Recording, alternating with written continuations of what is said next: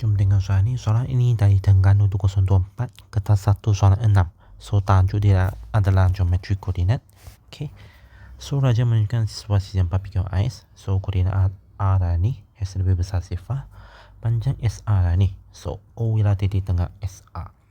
So dia minta kami cari nilai H. Okay. So panjang SA adalah square root 128. So bermaksud OA adalah half dia lah. Okay, so sini kami akan dapat square root 32. Kami buat ini supaya kami senang nanti. Okay, so OR sama dengan square root 32. Masuk formula lah.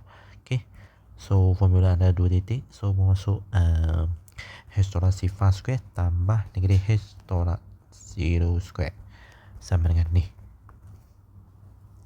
So bermaksud 2H square sama dengan 32. So H square sama 16. H lebih besar sifar, H sama 4. Okay, B tu persamaan PQ adalah ni. So dia minta kami cari koordinat Q. Okay, so kami mau cari persamaan QR lah. Sebab so selesaikan serentak lah. So macam mana kami nak cari persamaan QR? So kami mau kecurangan dia dahulu lah. So kecurangan OA sama dengan negatif 4 tolak 0 lagi 4 tolak 0. So kamu dapat negatif 1.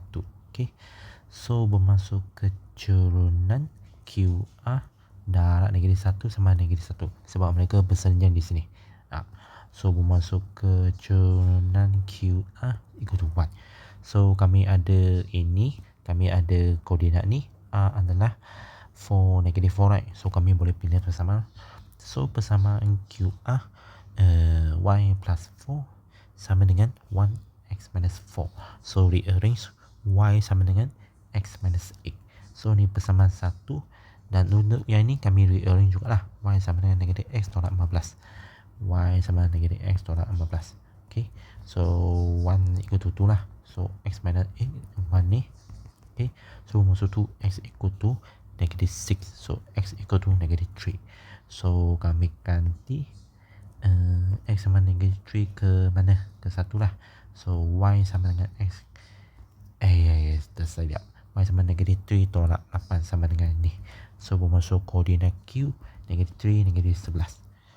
Okey, persamaan SP. So kalau mau cari persamaan SP, kami mesti mau ada kedua-dua koordinat tu lah. So kami tengok koordinat S dahulu.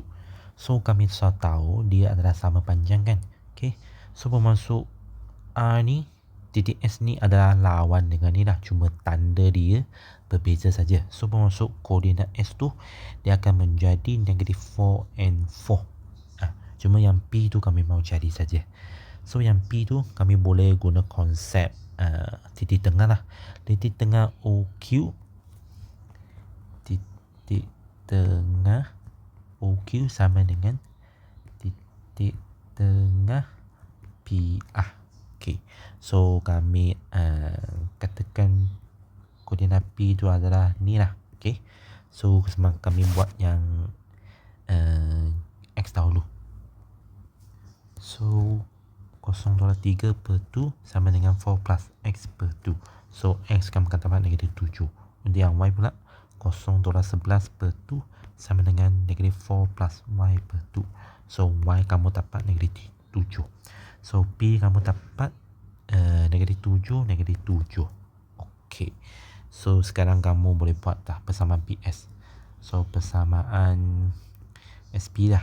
So Y plus 7 X plus 7 sama dengan negatif 4 plus 7 bukan negatif 4 plus 7 sini negatif 4 plus 7. So sini kamu dapat Y plus 7 sama dengan 11 per 3 X plus 77 per 3. So Y sama dengan 13 per X tambah 56 per 3.